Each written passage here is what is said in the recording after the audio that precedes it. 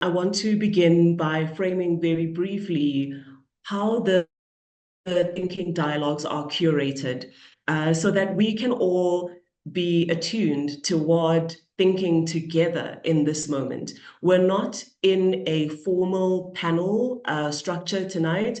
The thinking dialogues are about joining these thinkers on our panel, as well as the thinkers who are attending along with you in this gathering, in thinking about what we need to be able to do to imagine the new. So the thinking dialogues are curated to energize the work of our continuing to imagine the new and to contest newness, to think in collective dialogue, to transgress the borders of our imaginations.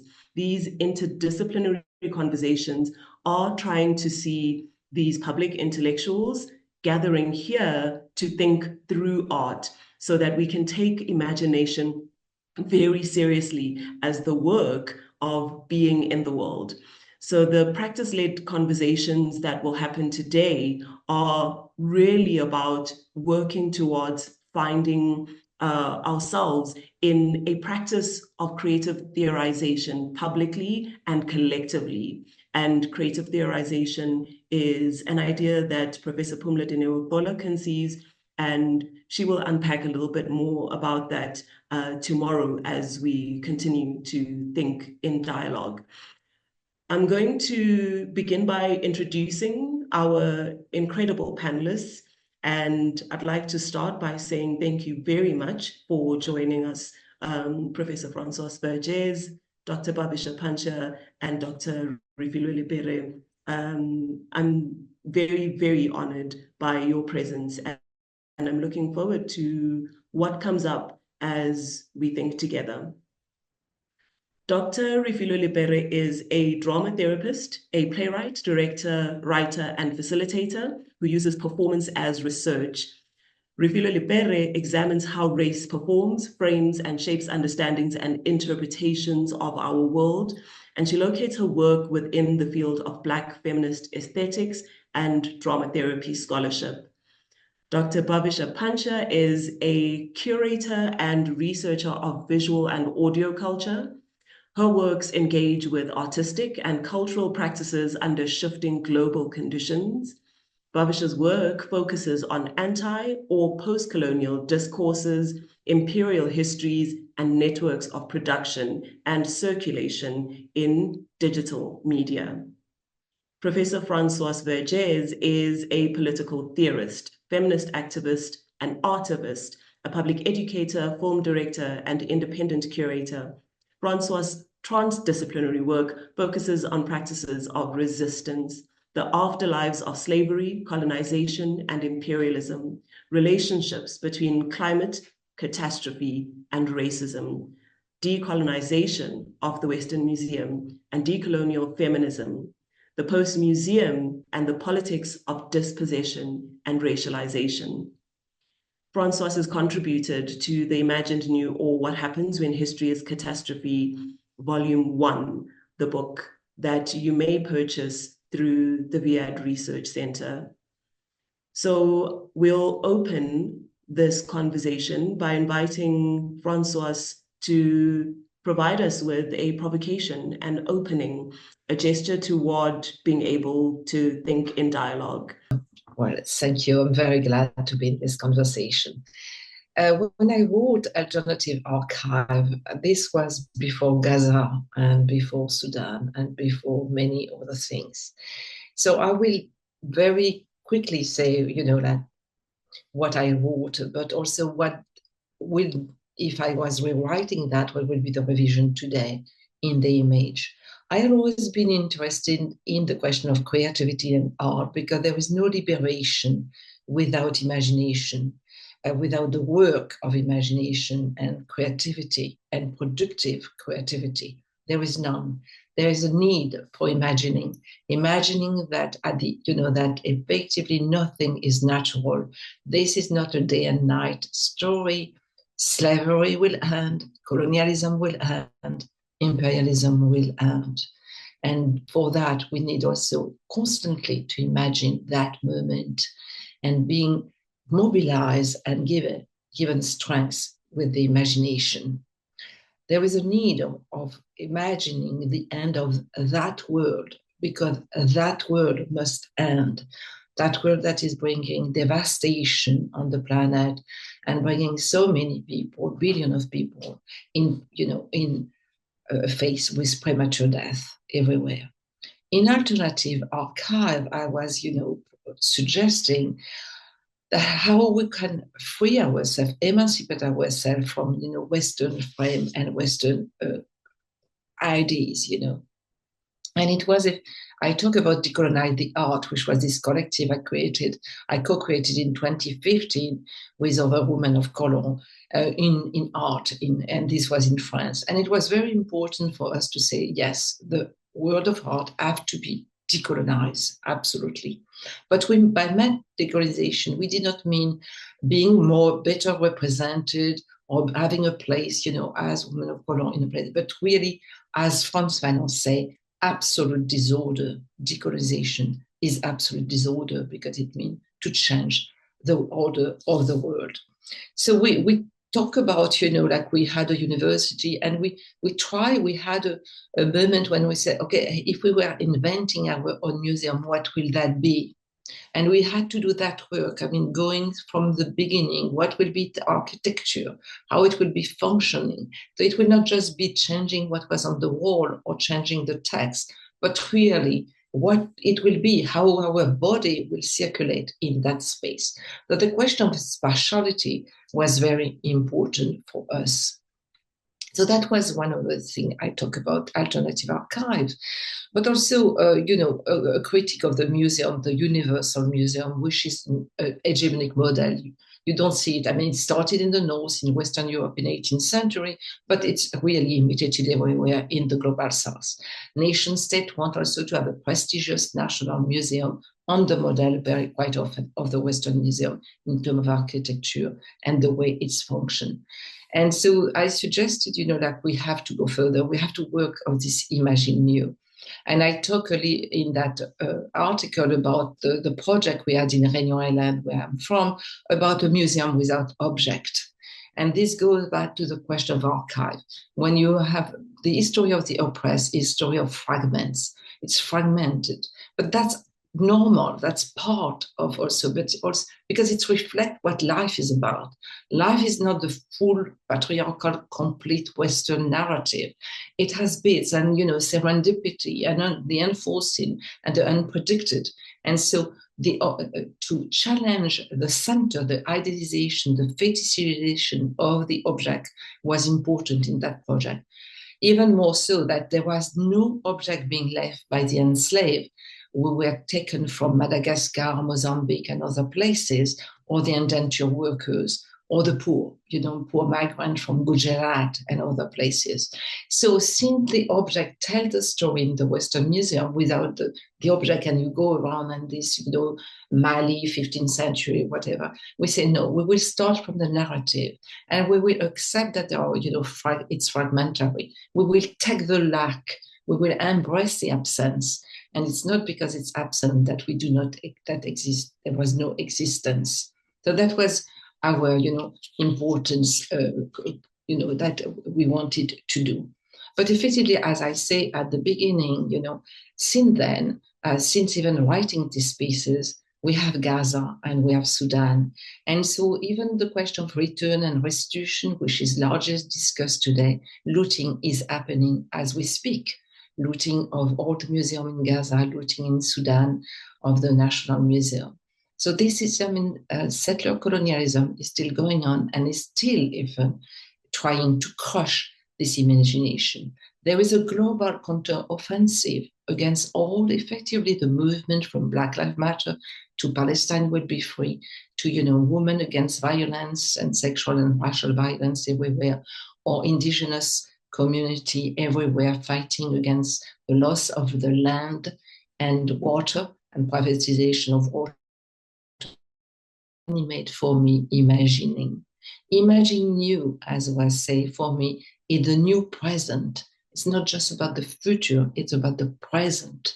So imagination is not just, looking for tomorrow, but today. how today will be, imagined, because as we, the today is being very much threatened.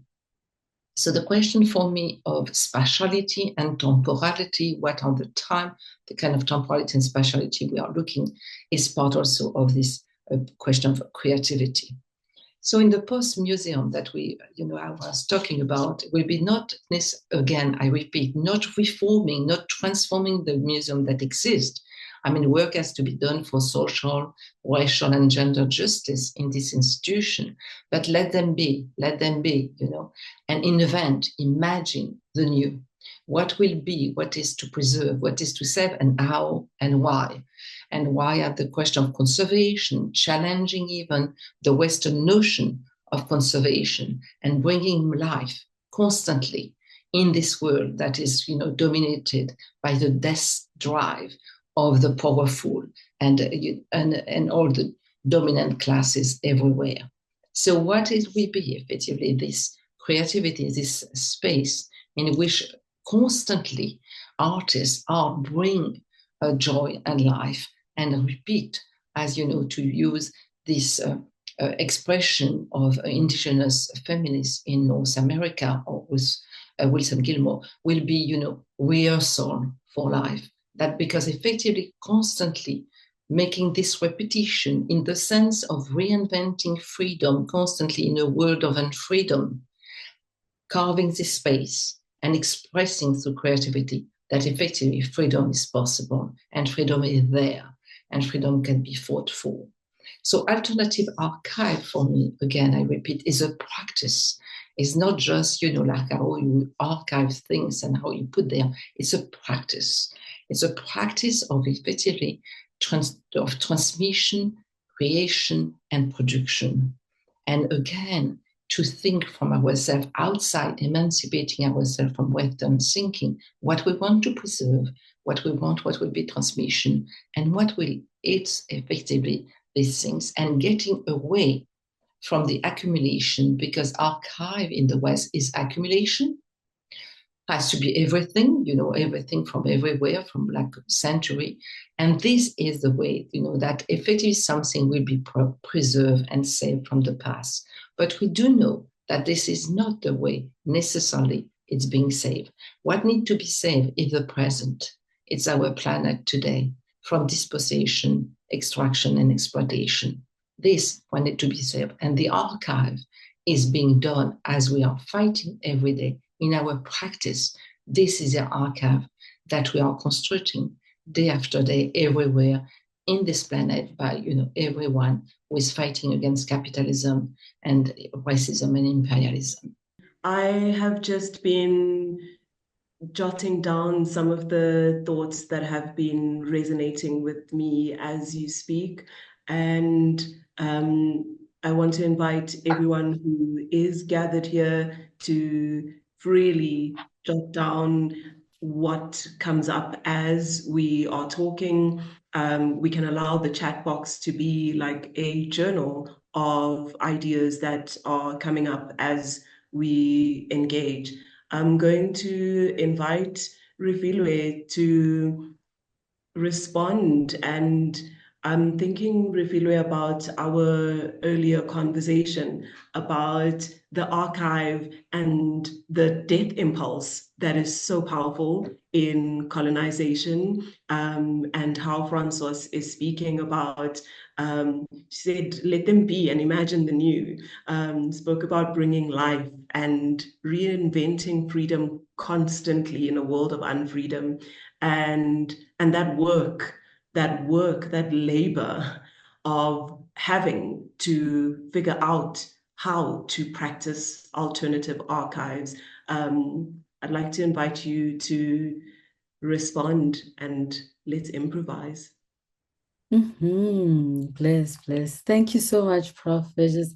Really, thank you for your provocation, and thank you for the invitation, and thank you to Bhavisha and Nondumiso and Viad for this moment. So yes, I think one of the key things that really resonates with me from what you shared was this idea that the archive as a space also, but also that idea that it's, if we conceptualize it in the colonial sense, it's very much a space of accumulation and taking on. And I'm thinking with the work that I've been doing with postcards, and I was sharing with Nondumiso, I'm now conceptualizing this, also really thinking about the archive, but in this mode of a rogue archive. And because I'm a performer, and so what happens with performance is very ephemeral, right? So it happens now, and there is no saving it. Even if we record it, the recording is not the thing. So it is something else. It's not what you just did. It is very much fragmented. It is very much, even if you repeat it, it is not the thing that you did do. So I'm liking the concept that, so in this rogue archive, there is an imperative of death. And in a way that to think of death not as a finality, because a lot of times when we think about death, we think of it as the ending. But when we're thinking about grief work and how Black women and Black men also, when we work through the idea of grief and someone dies at home, we encourage each other to do the work. We encourage each other, like someone like, like let the grief out, or go and do the work. And the grief work itself then doesn't mean that death is an ending. Death becomes the beginning, a very generative space. And therefore, the archiving of that person becomes very much on our bodies. So we share their stories, we share their clothes, we share their way of being, we share, we conceptualize the person becomes reborn in a way that is very different if they were alive. So the idea then for me becomes then, how do you then perform that archive? And that archive is always remade, and that the death drive that the archive has, because the current archive demands dead. And I think part of the play, the postcard does that, is that the archive is demanding dead bodies. It demands dead things. Like you must have let it go, and like you're saying, it's looting, it's theft, it's a very Sadiaba talks about it as it's a morgue. It's a place of a mortuary. But I'm thinking now, when you're suggesting an alternate archive, and we think about the grief work and the death work that we get to do, and that there is some other space that we can imagine livability, and that is in performance and in and how performance can help us to do that, and the grief work that does. So when you wear the clothes, or when you imagine, or you talk through, or you perform again, or you laugh, and I'm always thinking about that work, and the kind of work and the recipes we share, or the tips, or the remedies, or the concepts that we share about the lives that we are all living and finding in death. So I think, yeah, so I'm very excited about this idea of an alternative archive, because I'm also thinking in the same vein, but in this concept of a rogue archive, because it doesn't exist. So, and if you think about it, it's like when we all have our phones, we're laughing about it with Nondumiso, we all are always on our phones and are archiving. But what are we going to do with all these videos that we are taking? Like, where are we going to keep them? When are we going to watch them? So there's this death drive, even as we are recording and trying to remember today. It is also very much disappearing as we are wanting to keep it, but it goes away. So how then that alternative museum, or that alternative archive is the present? Yeah. So thank you. Thank you so much. I'd like to ask Bhavisha to jump in there as well, Refiloe, while you're talking about media and digital recordings and the ephemeral and the death drive of the colonial archive. Bhavisha. Thanks, Françoise, for your introduction, and again, everyone, for Nondumiso and Françoise for inviting me to participate. Françoise, you said this interesting thing around embracing the fragment, which I find to be counterintuitive to the project of coloniality, which works in trying to establish a totality of personhood, of us. And I think that fragment, that ephemerality, the uncapturable, is one way to approach the alternative, right? As a sort of, I'm not a fan of the word refusal, but as a way to work towards something that cannot be contained in a way. I've been thinking about this quote from Michel de Sauteur for another project I was working on, which is around the history and documents. I just want to read it out. In history, everything begins with the act of separating, gathering, and turning certain objects that were otherwise distributed into documents. And so I think, what museums and Western institutions have done is basically taken objects, turn them into documents. And I think that process and that logic of coloniality, as you were talking about accumulation, I don't really have an answer as to an alternative.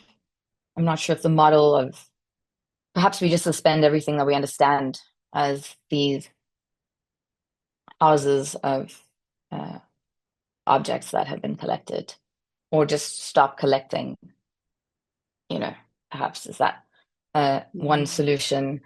And I think this idea around the imagination as a space, how do we imagine ourselves outside? What is that space? I just still feel that we're trapped within thinking through a colonial logic. And I think it's an economic question. And I'm not sure how to untether that global north, global south relationship, which I think is fundamentally all of us grounded in global capitalism. Bhavisha, I want to ask Françoise to respond before we sit with your work, and the idea of the alternative. And Bhavisha, it's something that I also feel, that sense of how do we even imagine the space beyond, even the idea of the space of the imagination being trapped itself. And I want to ask Françoise to come in, because Françoise went from thinking about alternative archives and then asked if it's actually possible to decolonize the museum at all, and then thinking about a post-museum. Françoise, briefly. Very briefly, I think that both of you raise a very important thing. I mean, the question of the death, as you do know, I mean, to enter a museum, the object, whatever the object is, and it can be a skull, as you do know, there was a lot of human remains, has to be dead, in the sense has to be totally separated from its affective, social, cultural, environment. You will never, for instance, in a Western museum, you will never pray in front of the Virgin Mary, right? The Virgin Mary is no longer the Virgin Mary. She's just a painting. You will not bring flowers to a statue of Shiva. You could, but you will be expelled from the museum. And so the museum are a vast cemetery of objects. And so you enter a cemetery and you are asked to have a relation with a cemetery. But it's a cemetery when you cannot do the mourning that you were talking about, Refiloe. It's not possible to do that mourning.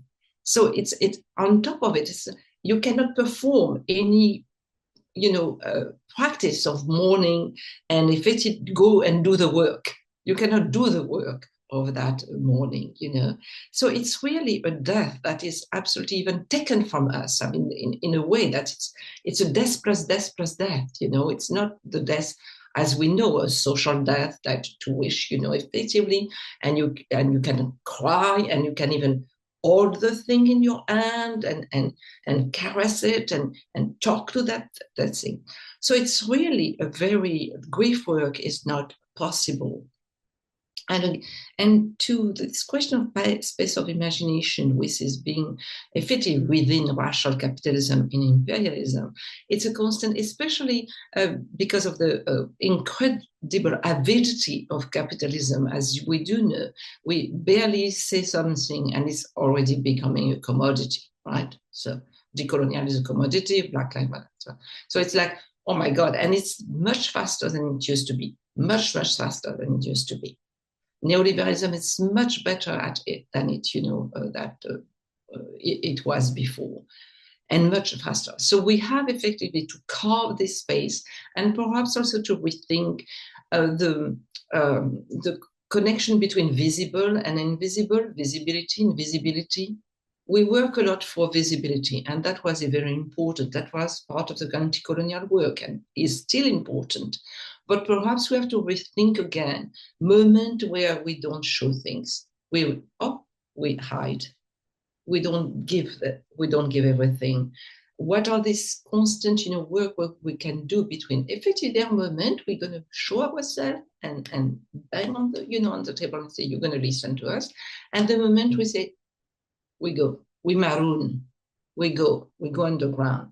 We don't show ourselves because effectively the surveillance, the eye of the power is becoming even, as you say, Bhavisha will enter in our space, in our intimate space, and we will feel constantly, oh my God, it's there, being trapped and looked at constantly. So how to get away from that gaze of surveillance, as if we were in a prison and there would be a camera constantly above, a drone, and that's a very important question and a very urgent question. How are we going to hide in a world in which the gaze of the power is becoming more and more sophisticated, entering our intimacy? So how are we going to imagine in the present practices of hiding ourselves, perhaps? But that's just what's coming, to what you say, a very stimulating reaction. Bhavisha, I think it's a great place for us to introduce your work, how to imagine practices of hiding, I'm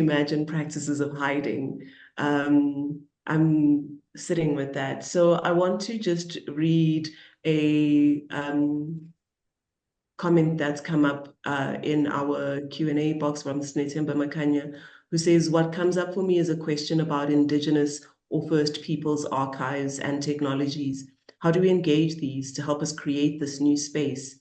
How do we engage these ethically without misappropriation? In keeping with the idea of death in my tradition, death is not the cessation of life, but the continuation of it in multi-dimensional space. And I think of Bhavisha thinking about imagination as a space, as an actual space. Snetemba says, this makes me think of ancestors or ancestry, ancestral archives and technologies. Is this new space about Sankofa going back to the ancient archive and the creation of the new? I sometimes worry that in rethinking and reimagining, we erase our ancestral archives.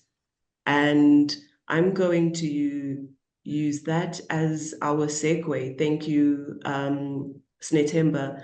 And we're going to now come to sit with listening to Bhavisha Panchia's work, Imagine You're in a Museum, What Do You Hear? And Bhavisha asks us to consider what has been silenced. What are we unable to hear when we think about different forms of listening? She says, despite the low hum and silence that museums encourage, their collections voice a violent past. An extractive and accumulative logic is evidenced in the ethnographic objects housed by museums. And I think about how those objects become ethnographic and how we've been talking about death and these objects being removed from context, from their work, and how that defines ethnographic objects. And Bhavisha asks, what voice does the ethnological museum speak with? How can we listen to the acoustic impossibilities of objects housed in these institutions? Who are we listening to as we move through the museum, what Françoise has just called a cemetery, and encounter then these objects and archives? These questions are significant. And part of what we are here for today is to allow the art to help us ask the significant questions, to allow the art to really ignite our continued work. Bhavisha, your introduction. Great, thanks. Thanks, Nondumiso. I'm just going to quickly give some context to the piece and what you're going to sort of watch and listen to. So in 2020, I was invited to contribute to the public programming for Manifesto 13 in Marseille. And that public programming was titled Tracing Fractures Across Listening, Movement, Restitution, and Repair. And it took place in the courtyard of VA Charité that used to be historically a sort of place for the poor charity, a place for charity arms, which now houses ethnological collections. And so this piece was initially coming out of a very site-specific response to that. It fundamentally was a sound work that was broadcast into the courtyard.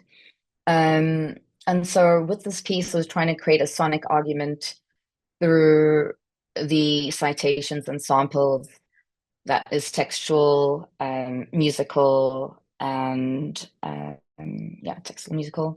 And so I kind of created a assemblage or collage to attend to various forms of the logics of coloniality, specifically in terms of extraction, again, accumulation.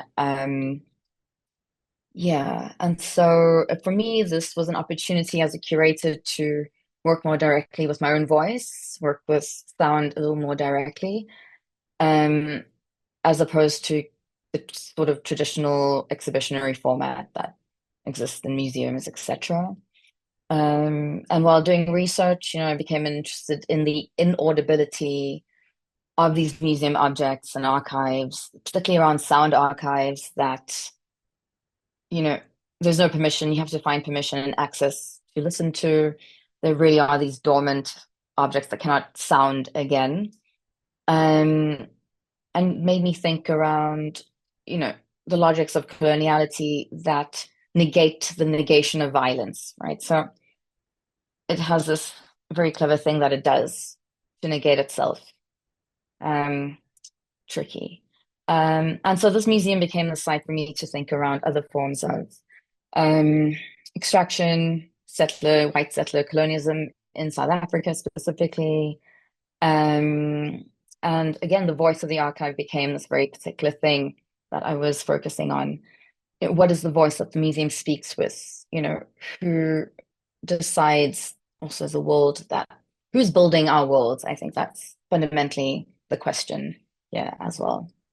And so just to close, I treat listening as a tool for excavation, to listen back to history, to the underheard, to that which is buried, lies beneath, to try reconfigure the latent memories of objects, and also to question the assumptions of how we hear and how we ourselves are heard.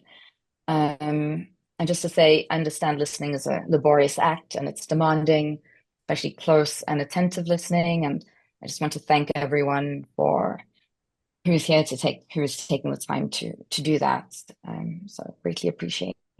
The piece we're about to experience through listening and looking at the text is 33 minutes long. I suggest that if you have headphones, that you put them on, or earphones. It really makes the experience of the work more tangible in its intangibility. You can hear the kinds of echoes and sounds that Bhavisha has put in place to help us ask and imagine. So we're going to play Imagine You're in a Museum, and I invite you to share. What do you hear?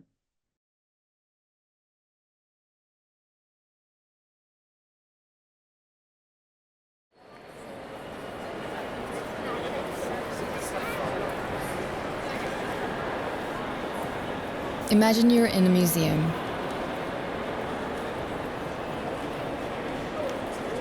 What do you hear? The sensation of remembering or imagining sound is called phonemesis.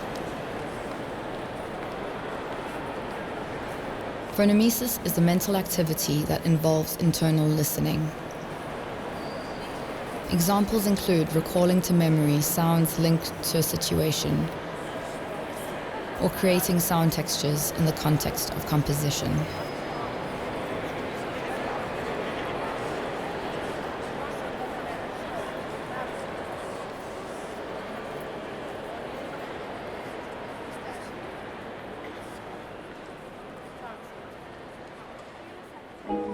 Gardien de tombeau, sentinelle des morts, chien de garde de l'invisible, ces statues d'ancêtres ne forment pas un cimetière.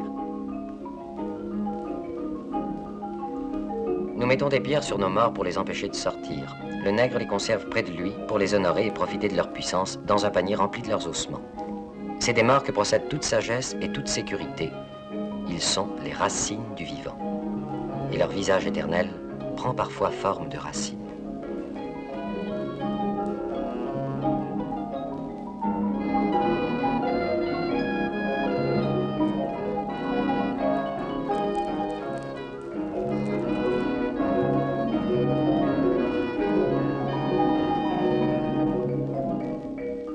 Ces racines fleurissent.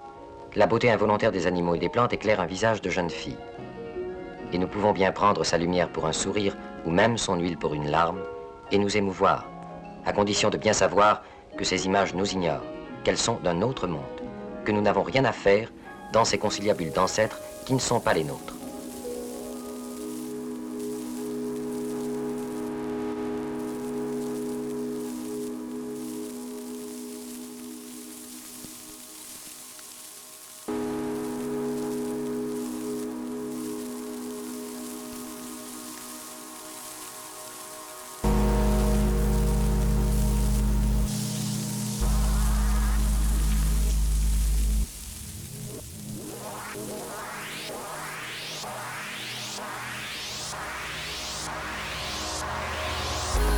Consider the hip pendant regalia accession number AF19100513.1 at the British Museum. It is carved from ivory in the form of a naturalistic human face, hairstyle carved in low relief, head crowned with a circlet of European heads inlaid with copper alloy, decorative pierced lattice work, rough below chin, inlaid with copper alloy, series of suspension loops around outside, 2 vertical bars incised into forehead, inlaid with iron, 4 scarification marks carved above each eye, iron inlay around eyes, pupils inlaid with iron, 2 suspension loops on each side. Made in Benin City, height 24.5 centimeters, width 12.5 centimeters, depth 6 centimeters. This type of mask was worn by the Oba on the hip during important ceremonies. The mask is said to represent Idia, mother of Oba Isigi, who ruled in the 16th century. The top of the hip mask is decorated with heads representing the Portuguese, symbolizing Benin's alliance with and control over Europeans. The top of the hip mask is decorated with heads representing the Portuguese, symbolizing Benin's alliance with and control over Europeans. The Portuguese continued to appear in Benin art long after they had disappeared from Benin itself. They are recorded as being found in a cache in the bedchamber of the Oba in Benin City, and were looted during the British expedition of 1897. Excavator, Sir Ralph Moore. Acquisition date, 1910. Current location, not on display.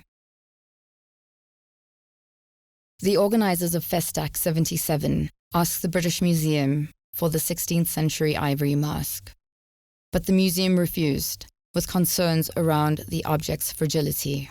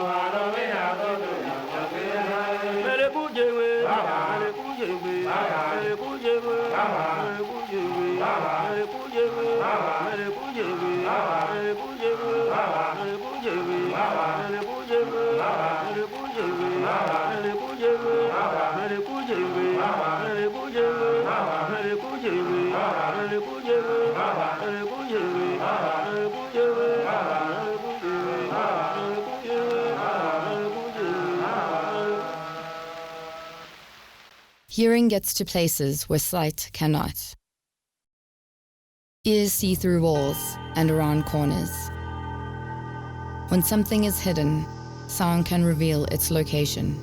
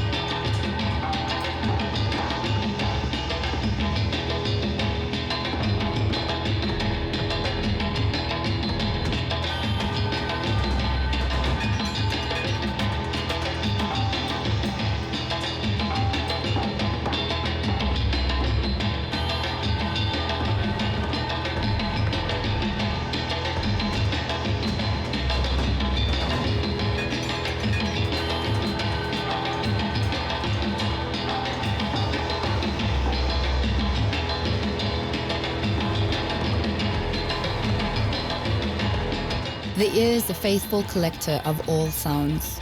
So are museums. Imagine the abundance of shellac records housed in museum storage rooms.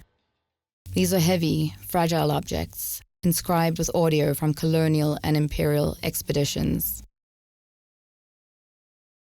In 1931, for the Colonial Exposition in Paris, 368 sound recordings of colonial music and speech were recorded.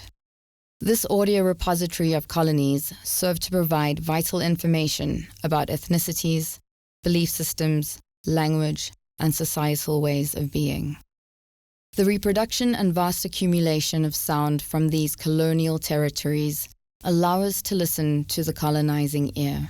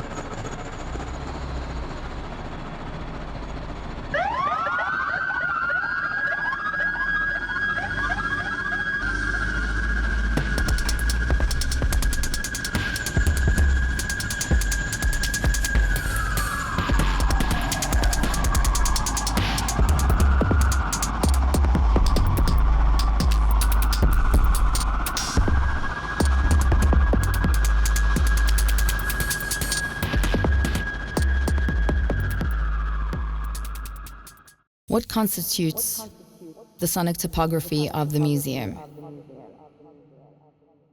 Do you listen to the museum? Does the museum listen to you? What grain of voice does the museum speak with? What does it whisper in your ear?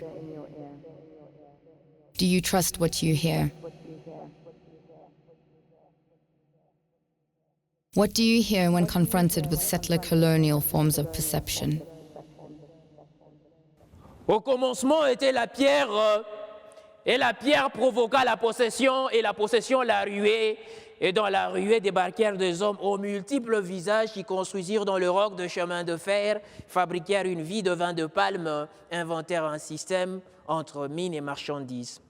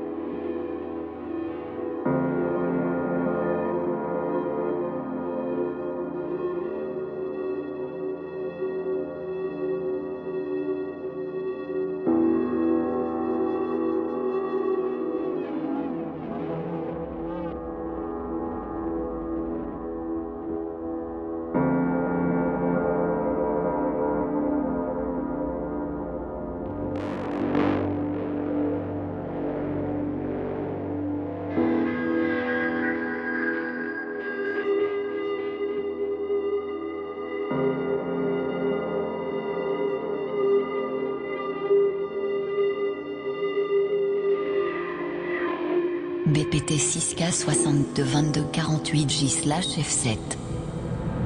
Préface. L'Union sud-africaine ayant décidé tardivement de participer à l'exposition coloniale internationale, nous nous sommes vus obligés de nous limiter à occuper une cellule de la Cité des Informations. Par cette participation, par l'exposition des échantillons de nos produits, par notre résumé historique et économique et par les renseignements que la délégation sera toujours disposée à donner, nous désirons démontrer les grands progrès faits par le pays depuis 1910. Malgré cette participation de l'Union sud-africaine à l'exposition coloniale internationale, nous tenons à faire remarquer que l'Union est un membre autonome de la communauté des nations britanniques et qu'elle n'est plus une colonie, mais comme elle est encore jeune, l'union de ces provinces ne datant que de 1910. Le gouvernement cherche à développer librement et dans toutes les directions les grandes ressources du pays.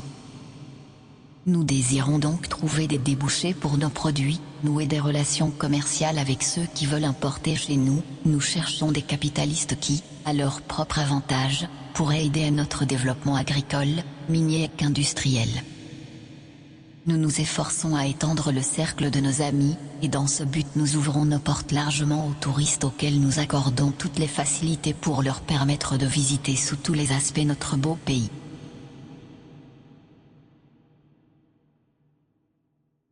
BPT 6K622248J/F9. Résumé historique. L'Union sud-africaine fut formée en Gqola par 4 colonies déjà existantes et connues sous le nom de colonie du Cap, colonie de l'Orange-Rivet, Transvaal et Natal. L'Union occupe une superficie de 1 223 379 km². Elle est 5 fois plus grande que la Grande-Bretagne et plus de 2 fois plus grande que la France. L'Afrique du Sud-Ouest, sur laquelle l'Union exerce un mandat de la Société des Nations, a une superficie de 835 146 km². Bien que le cap de Bonne-Espérance ait été découvert par le navigateur portugais Bartolomeu Dias dès 1487, la colonie du Cap ne fut habitée par les Blancs qu'en 1652, époque à laquelle la Compagnie hollandaise des Indes orientales décida de s'en servir comme marché d'approvisionnement pour ses bateaux en transit vers la Hollande et l'Orient. Le premier colon qui s'établit dans ce pays fut Johan van Riebeeck, accompagné de 100 hommes.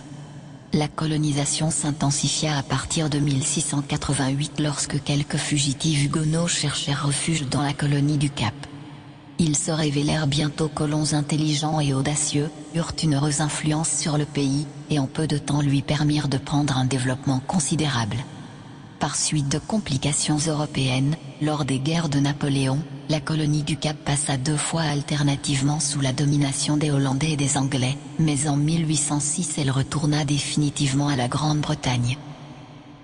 En 1820, près de 3,5 colons anglais débarquèrent dans la baie de Algoa, fondèrent la ville de Port-Elizabeth et s'établirent également dans les environs.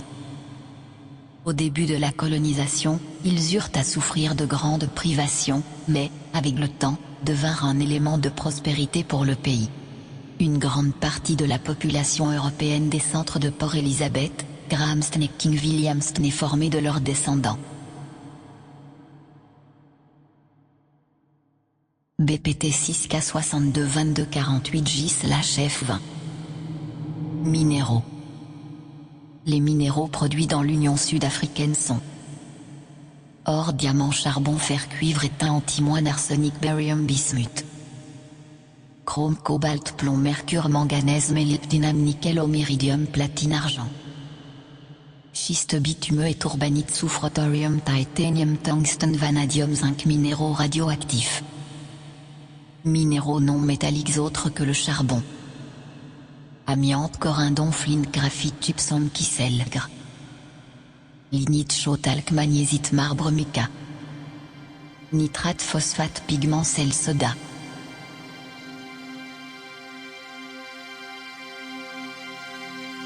On September 15, 2017, the Zika Museums of South Africa in Cape Town closed its ethnographic gallery. Its exhibition on indigenous ways of life in Southern Africa had been installed in this gallery between 1970 and 1978.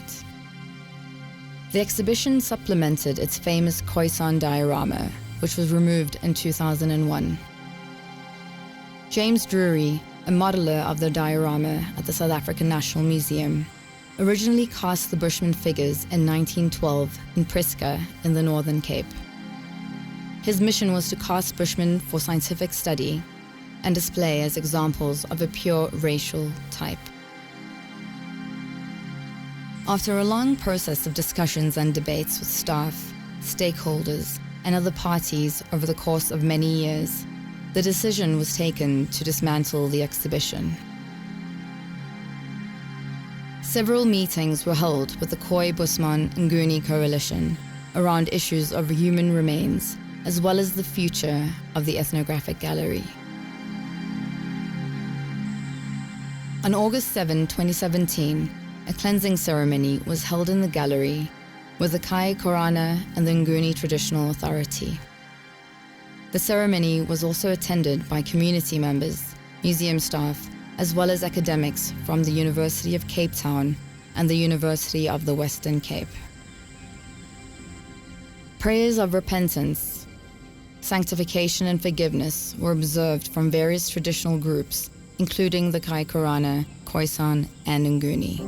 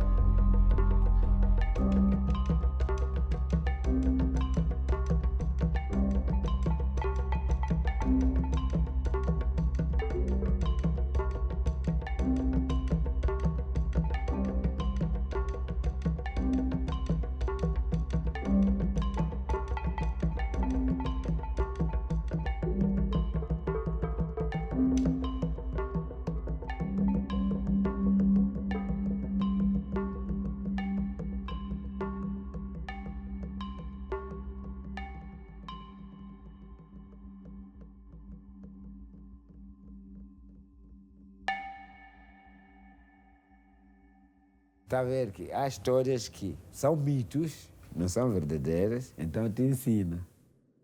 Então, qual é a outra história?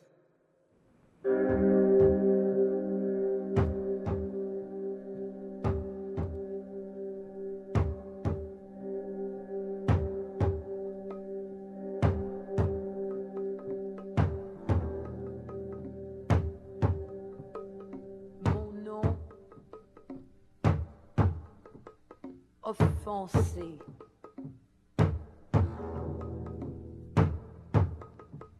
Mon prénom humilié.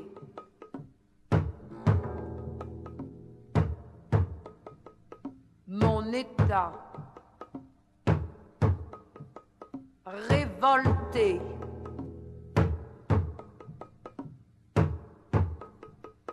Mon âge, l'âge de pierre.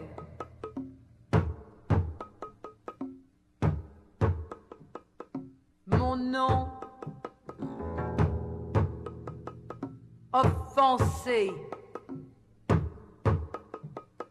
Mon prénom, humilié. Mon état, révolté. Mon âge, l'âge de pierre. Mon nom, offensé. Mon prénom, humilié. Mon état, révolté. Mon âge, l'âge de pierre.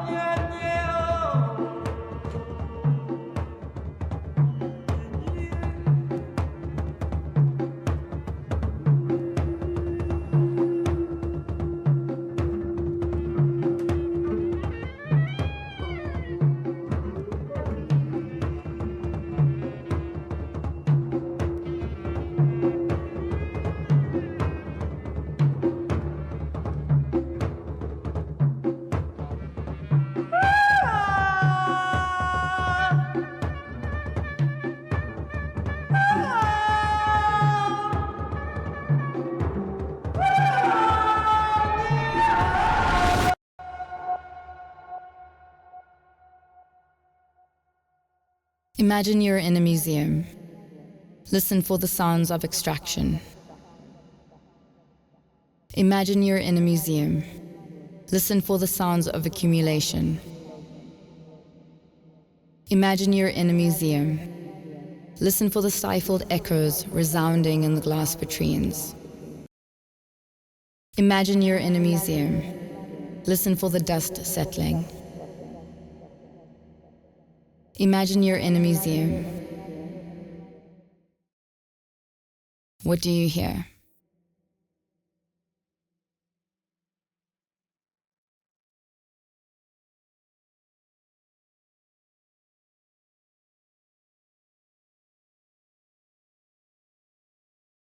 I just want to quickly say, I just realized how much of it is in French.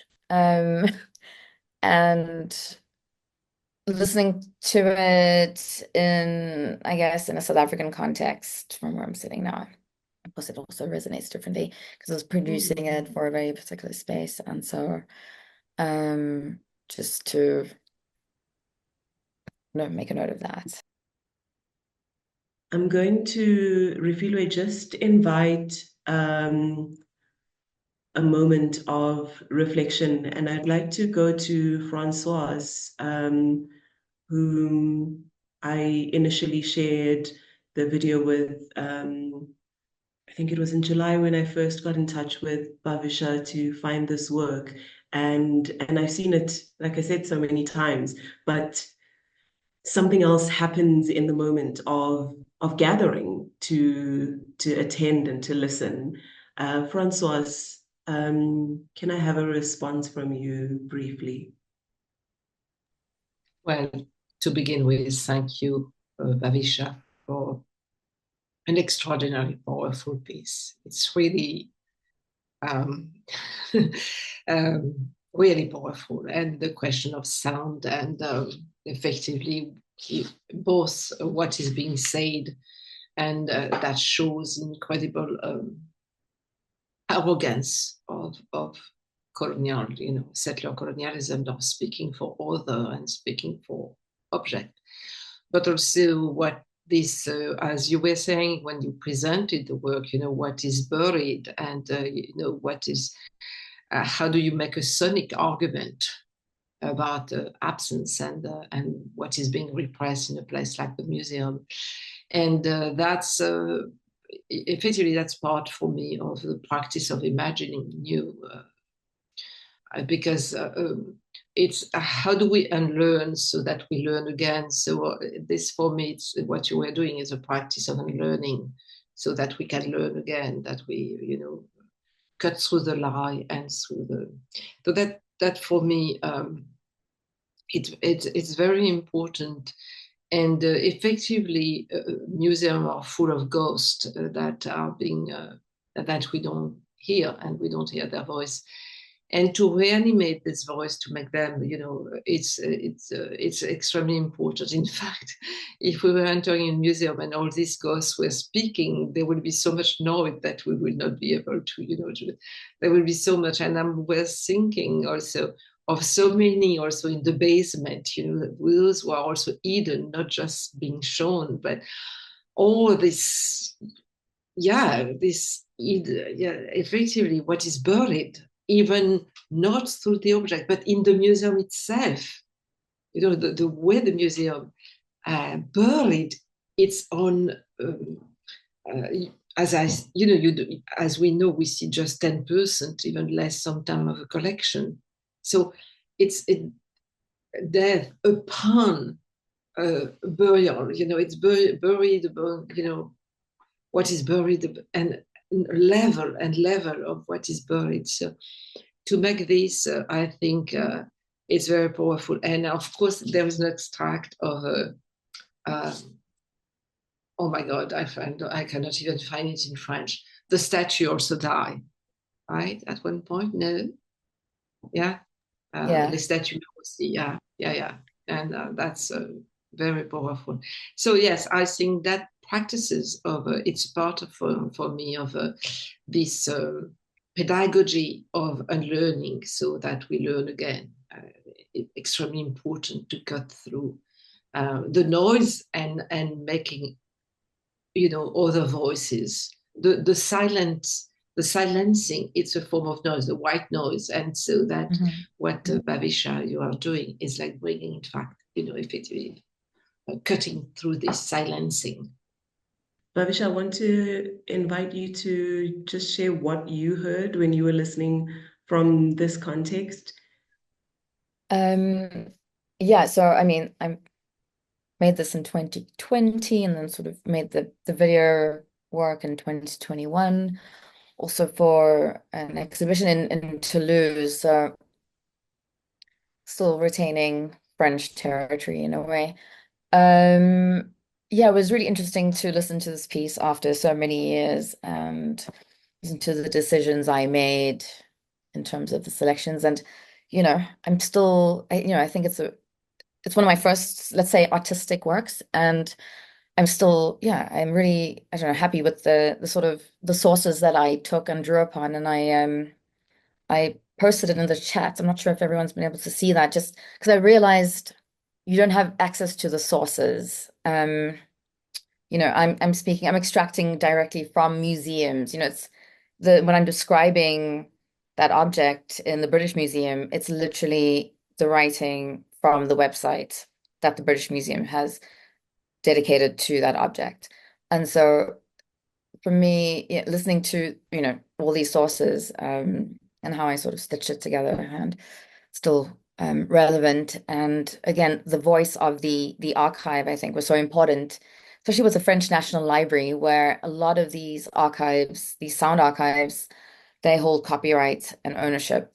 And what's amazing is on the website, they actually have a voiceover. So that, you know, it's from the 1913 exposition in Paris, and South Africa couldn't participate, but they sent a dossier of what they could offer in terms of their, you know, to get investment.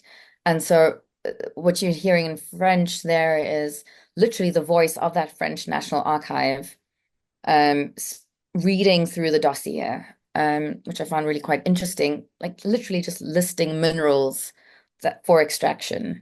And so, you know, sometimes you just come across these insane historical documents. Yeah, and so, you know, looking back, I'm like, wow, okay.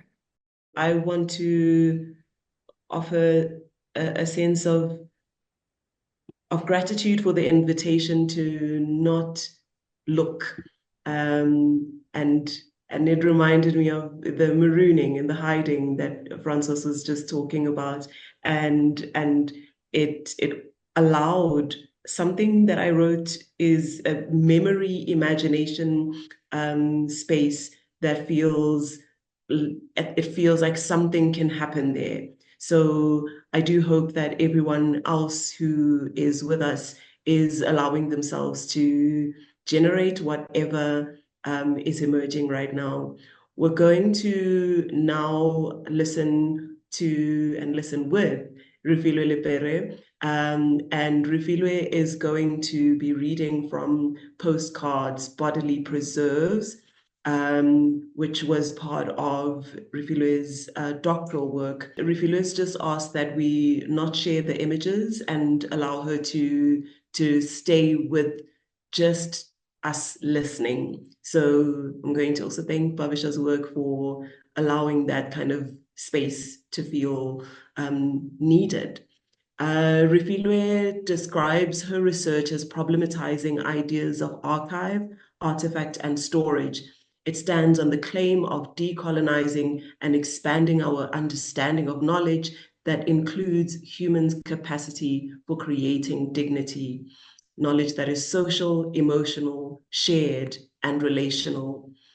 Refiloe says through roles of everydayness, participants in her work come to share understandings and create intersections of commonalities, thereby cultivating spaces of reciprocity where research can be about forming community. She writes, a vision of Black women, a process of arranging themselves in relationship to each other, a labor of love and improvisation.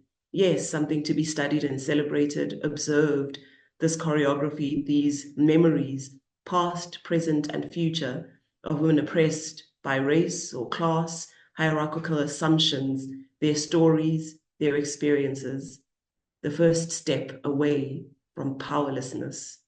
Thank you so much. And thank you, Bhavisha, for your offering and allowing us to sit in listening and hearing from present and ancient voices and all of that. So I wanted to give just a context around how I come to create this play. So I'm going to read just a short piece of how I write about the contextualization of how I come to make this play. So my encounter with the official archive begins early on in life. It's about death, plunder, pillage, and loss. When I was in standard 2, which is now grade 4, our health and sciences teacher took us as a class to the University of Witwatersrand, the medical school museum, and to learn about how the body works. The museum is located on level 6 of the basement floor of the medical school, and it is important that the museum is below ground level, though at the time, levels felt very different as a child.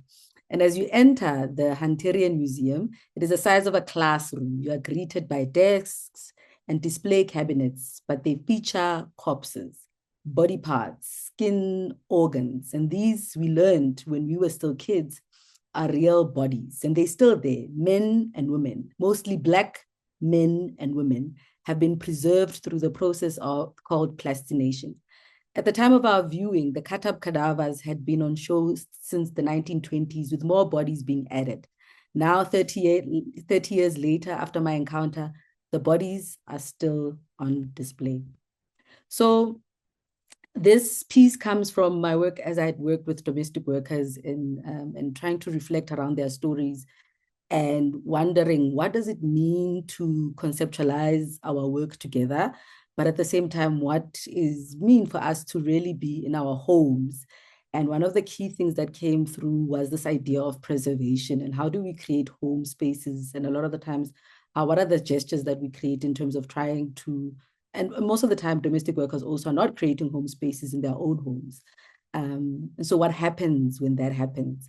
And I thought about how our workspaces are quite cannibalistic, and then the museum as a space that is very cannibal and eatery became a space. So these are the stories. So the women are women in this cannibal's house, and they are exhibited and displayed as objects amongst other objects, like most colonial bodies. And so I'm going to just read one monologue, and they all meet this one woman who's now a new member, who's she's about to be eaten, but she hasn't been cut up yet. So she is about to be laid on the table, and she's just about to go under. And as she's in between the spaces of being alive and death, she encounters these women and she has conversations with them. And then they give her these monologues. So I'm going to read one monologue.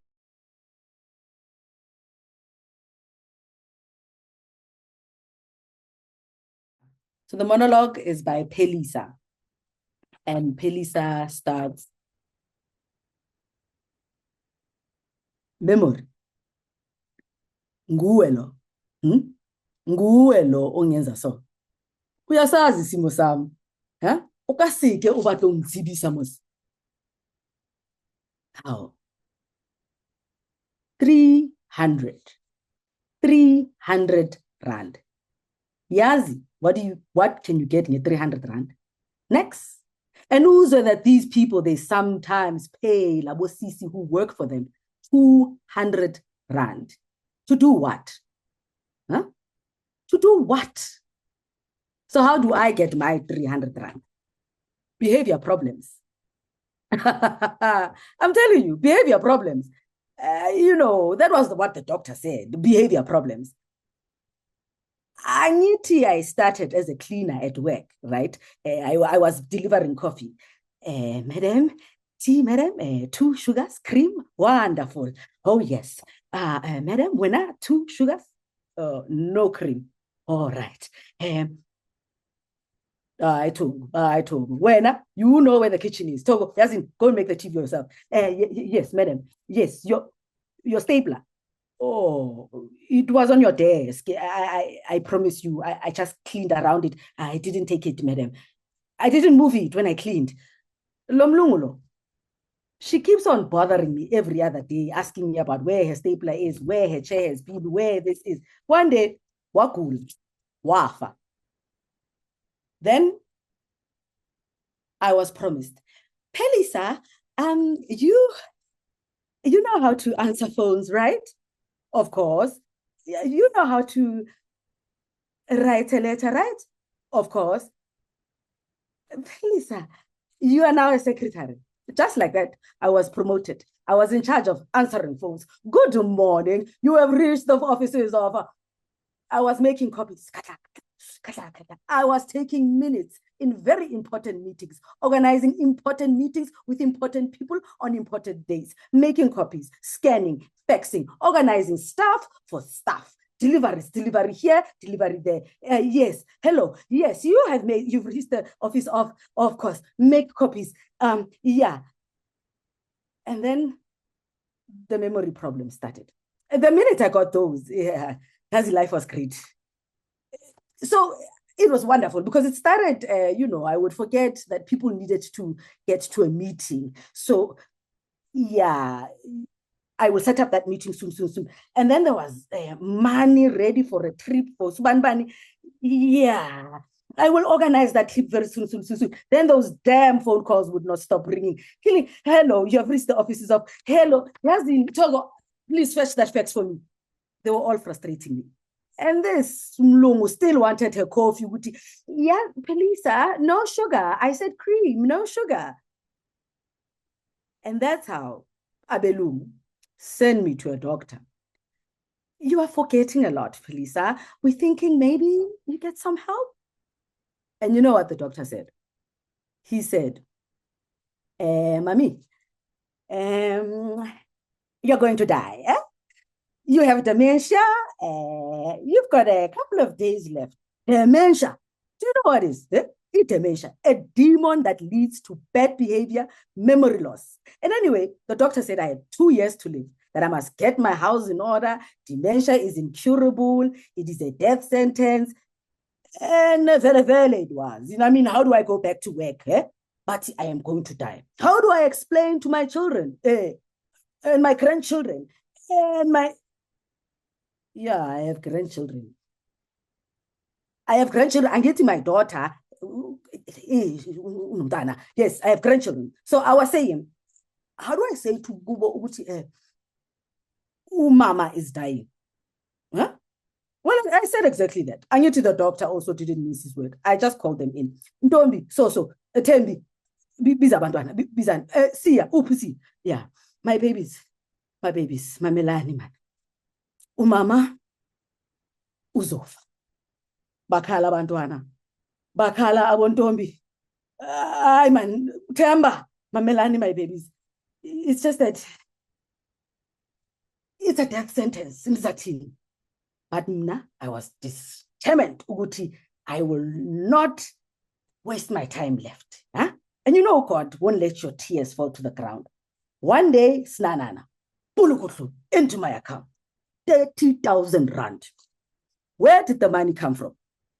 It was a gift from God. You know how God works in mysterious ways. He gave me a sickness. Nami, I don't know where that sickness comes from. Nalis, death that is coming. So Nami Hati, so Naiti withdraw very quickly before Yamazu Satan. Satan has a tendency of taking things very quickly. Then the next week, I applied for my pension because I am going to die. I don't need to be working there and keeping my pension forever. Since I'm going to die, can they rush that pension? Next week, 100,000 into my account. Hey, pension. So I stayed a little bit at work. Then another 200,000. That's Jesus is Lord. I think Yazu just wants me to come very quickly. And things were no longer nice. Dementia was kicking hot and furious. Forget meetings, forget dates, forget cream and sugar, forget who works where, forget. Even my boss was getting, he started missing money. Hey, that man was losing money everywhere. Before everything goes wrong, it's in the tea. There were colleagues. Then 700,000 into my account. The bank wanted to talk to me about savings and where do I put this money? What is savings? I am dying. I am dying. Savings for who? So we went on holidays. Sati, Dubai, Cape Town, Thailand, my babies. What else do you want? Ngabathengela perfume, tracksuit, hey Lacosta. And then after all of this, I said to my babies, goodbye.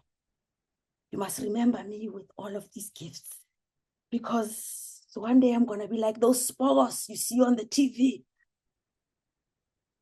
And the money stopped coming. And I was at home for a while. I'm waiting to die. I'm not dying. I am waiting. I'm not dying. So I start cleaning my house. I start I don't have anything. The money is no more. I spent all my savings. The school fees is now due. I'm not dying. So I go back to the doctor again. I say, hey, man, you said I must die and it's already, and I'm not dying. The doctor says, hey, mommy, you're not dying. Hey, I could die when he said that. He misdiagnosed me.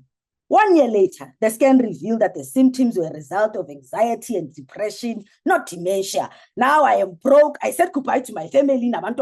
I am crushed. I am head deep in debt. No savings, no pension. I went on big holidays. Hey, I have all of these memes, but here you only live once.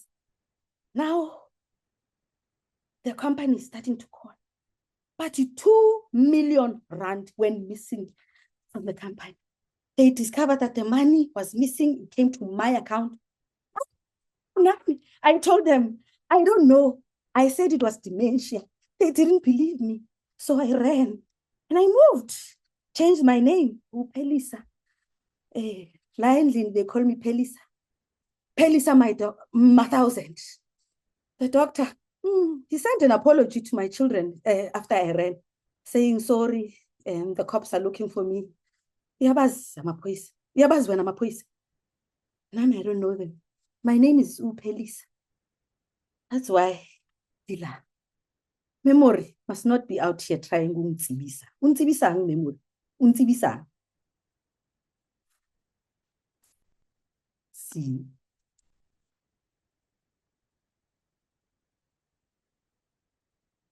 Thank you. So so I just wanted to say that for me, in terms of the idea of really the questions that I wanted to engage with this piece is how our body stores. And so it's also named postcards in a very particular way, because like how we carry scars, postcards are also very public, like our scars, but they carry also very private information. So they go through a very public system, but a very private experience. So even our stories and our scars are very much public. And a lot of the times when we are archiving these stories on our bodies ourselves are archives.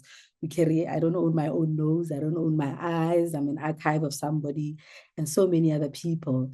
So I wanted to really think through and explore that and what are the stories that we keep. So I am, grateful for this moment as we imagine together. Thank you, Refiloe. Your work makes me think so much about archives of everydayness. And as the character was forgetting, and forgetting becomes this.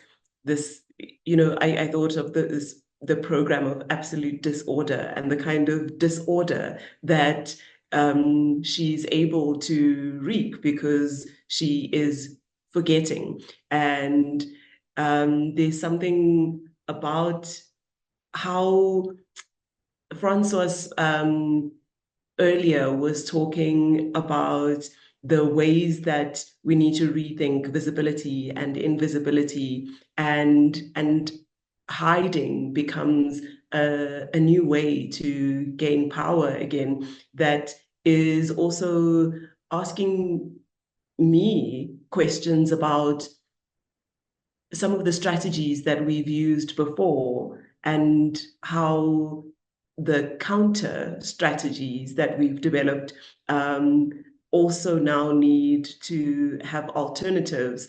And there's something quite interesting about forgetting as an act of resistance.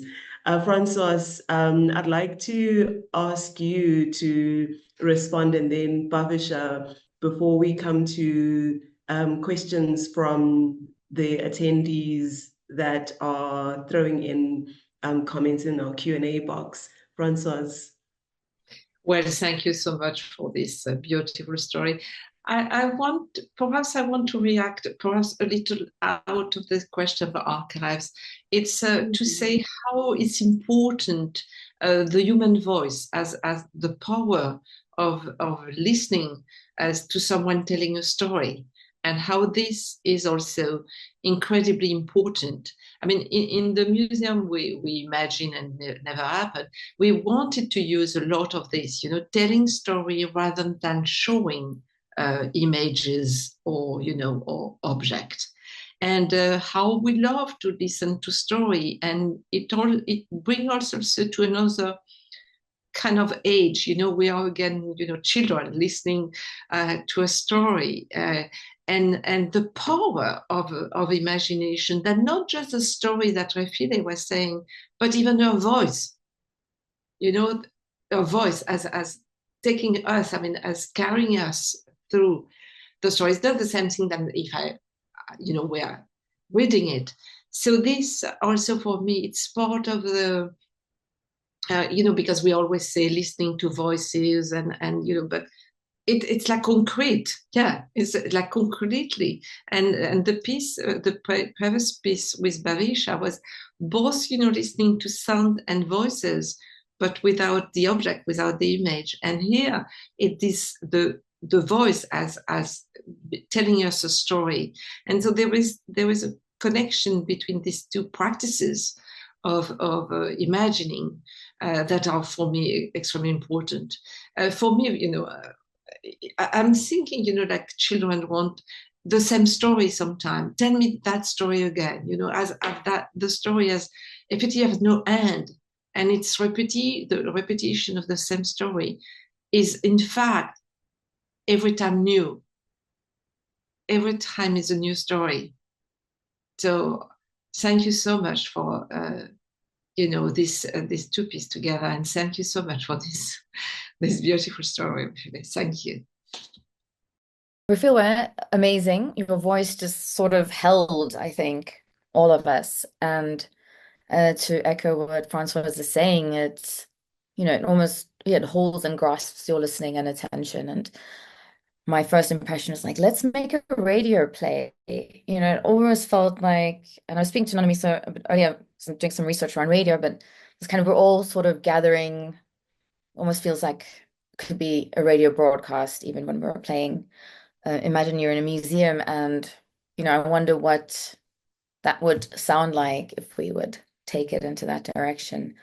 But I think your question around with domestic workers, the invisibilized bodies, that is so present in South Africa today, that is mostly alarming. And you look at work like Mary Sibande's Sophie, who tries to also sort of imagine a different sort of, space for Sophie in her example.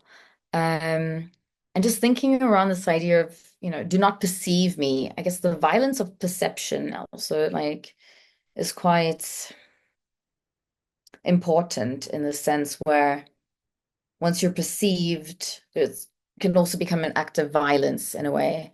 And that also sort of just came to my mind in a way. And also what you were saying about the museum as a cannibal, I think this is quite a powerful idea of it. Just again, this idea of consumption, this architecture that's built from the outside that is internally cannibalizing everything that it sort of consumes and brings into it. Yeah, but let's make a radio play. Let's talk. Yeah? Well, this is part of why the thinking dialogues are creating these connections.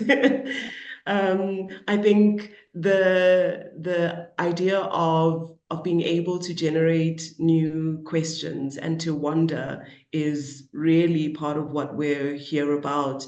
Françoise, I would like to come to you to kind of round off and then have a reflection from Refiloe about the work of imagination. We started speaking about the work of imagination, and Bhavisha right now wondering about what a radio play would sound like and what it would look like to Bhavisha, you said take it in that direction, is really one of the things that I think trying to imagine the new is about, the wanderings into what happens if we take this in that direction, and then to do the work of trying to create those different directions, those different archives, those alternatives that we haven't thought of yet.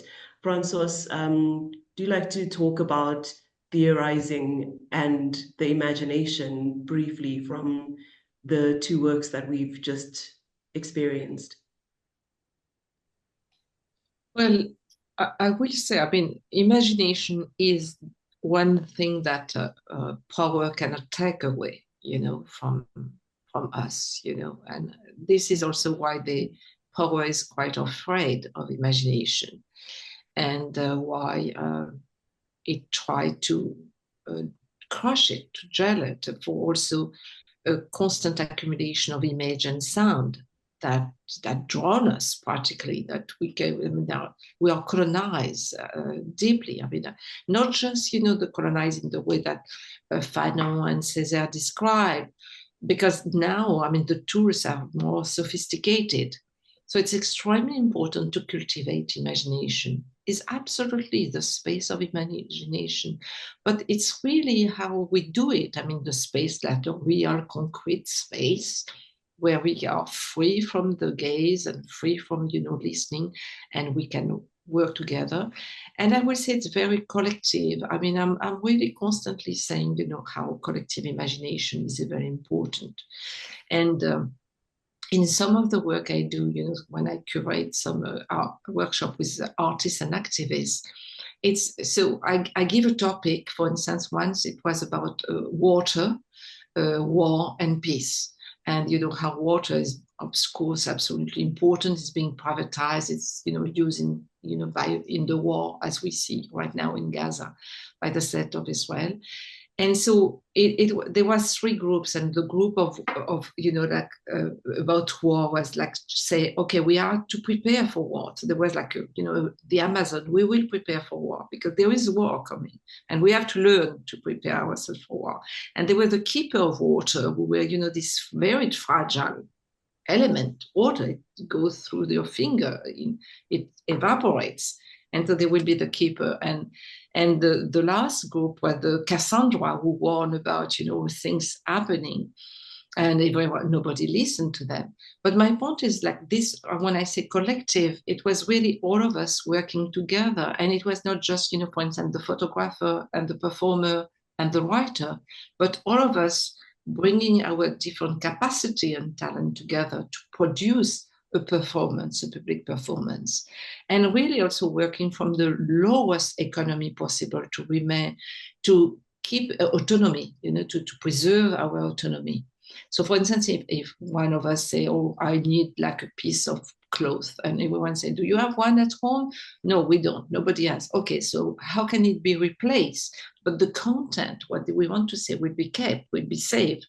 So it's the economy of imagination also, to think about what is the economy that is needed for, to imagine in a place where, the economy, neoliberal economy, drawn us under image and sound.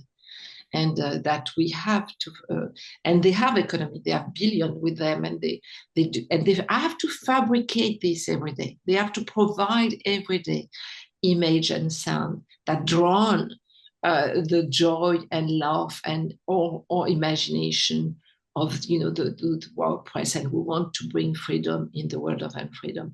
So this for me also that what Bhavisha did, and you have to go and do some research of Refiloe, which is like also a work of imagination, but also connected to things that we can connect with. This is not something happening on Mars or whatever.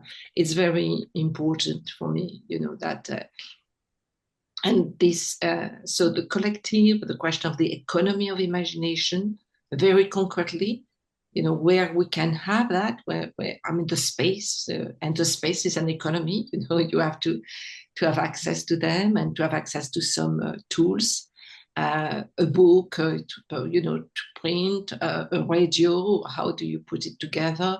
All this also so the symbolic economy, the concrete economy, the political economy, and also that the thinking, imagining collectively. It's very often when we do that, it's absolutely beautiful. It's really beautiful. I mean, and yeah, it's really important. Thank you. Yes. Going back to the beginning, you spoke about being given strength through the imagination, and I think that the work of imagining collectively also very much is about that, the strength to keep doing the work of continuing to fight for the economy of possibility. Refiloe, your last reflection, and I'll go to our Q&A box. If anyone does have a direct question, please write it into the chat box, and we'll look at those before we close in 5 minutes. Refiloe? Yeah, so thank you for this. I think one of the, I like earlier, Françoise said the work of the revolutionary people that went before us was a creative work. They imagined a future for us. They imagined a free world. They allowed that imagination of a free South Africa, or a free, a world that we are now living. I mean, I can't imagine in 1977 and you are Biko and you are imagining that there will be a time where I will create a table, or, and not knowing that they could ever live that, but they held to the possibility of freedom, possibility, and imagined and did creative work. So I think what we are challenged with in terms of the idea of, and because we are challenged with trying to, like, our training, our academia is pushing us to want to hold on and accumulate and gather and do the books and write and get the, to accumulate. But we are also challenged by our ancestral and ancient voices around that there was a way of imagining and archiving that was liberatory and that was imagining for others. So even if you're not going to be part of that accumulation, and you're not going to be part of that, I mean, the many people who, when it used to be a joke years ago when we say, Mandela didn't die for that, Biko didn't die for that, right? But we used to make it as a joke, but they literally did not, if they died and made these possibilities for our lives, therefore we also can imagine a possibility of archiving that still exists without the tangibles and the things of ownership and accumulation. So I'm challenged and excited about that. I'm also challenged and excited by the art making, and I said this to Nondumiso during the week. I'm loving how if you stick with the art, it has a way of saying yes, yes. yes, I am here. I am the container. I am, let's go. It will shine and it will thrive and it will do it. And a lot of the times as artists and as makers, we shy away from it in terms of trying to theorize in very different ways and want to speak to academia in that way. But the art always says, no, yeah, let's do this. And it is the thing that speaks back. So I'm also appreciating, I want to appreciate Hamish's comment that is very poetic and very much a response of like in the immediate, in the poetry, in the moment, and really allowing the art to flow. So I'm really excited about that, and hopefully longer conversations that we can all have around this alternative archive, and that and also not to have the anxiety. I think also part of it is there's an anxiety about if we didn't get everything, it's okay. I mean, I have just one last story. I have a grandmother who refuses. One last story. One last story. Sorry, quickly. I have a grandmother who refuses to tell stories, to write anything. You know, everyone's like, oh, you have a tree. The tree must tell you what. My grandma's like, nah, I ain't no tree for nobody. I'm not giving you guys anything. She just gives us her being and her presence now, but there is nothing for nothing. I think that is a very powerful space to be in, and I love that saying I am here and everything else. You don't need an archive. Life, leave me. So thank you for that.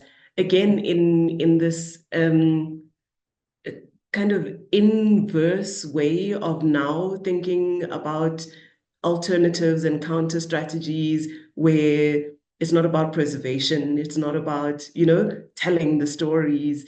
There's a refusal to tell the story and to, desire to be here.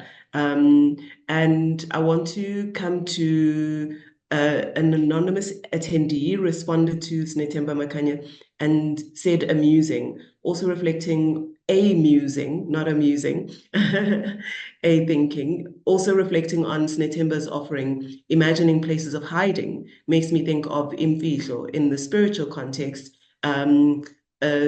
All adepts must go away from everything into hiding and learn from a spiritual parent so as to become one, mother, father, so as to become one. No podcast or whatever accessible public resource can truly open for us to see what really goes on there, nor can it, right? So in imagining the new, including the new hiding places, I'm imagining a table in discussion where these artists, that's all that comes to mind now, who are known as Izangoma, but also others, of course, with a specialized body of work, which is their spiritual work, thinking, scheming, musing together. The colonial intrusion disrupted the holistic ways in which we, as Afrikaans, self-governed. Perhaps we must recenter this or these approaches in our reimaginings. And then Renette Kruger said, during Bhavisha's work, Van Riebeeck came through in French. And Palesa Ramulifo said, so amazing, Refiloe, thank you. The entitlement to Black women's labor and how we lose ourselves in workspaces, institutions, hospitals, and our families. And the work made me think of Kondiswa James's Amakleleku, where the work is affectively simmering with this atmosphere of how laziness is part of how we become co-conspirators with colonization, and looks at domestic labor and all of those things. Bhavisha, do you have a last thought? I guess everyone just go out into the world and try listen across difference. I think that would be it, suspend our assumptions that we have even for a moment, and try walk towards each other. I mean, that's more of a overall holistic approach to life and humanity. But yeah, I will just leave that. Just in terms of what's happening in the world, let's try listen to each other a bit. and listen differently. Imagine different ways of listening. Françoise, last word? Keep the joy of creativity, you know. This will break everything, you know. They have no imagination. They have none. We have imagination. And the imagination of freedom, that one day we will be free, that everyone will be free, is one of the most powerful. One day, one day. Refiloe, your last word? Oh, Not a story, Refiloe, last word.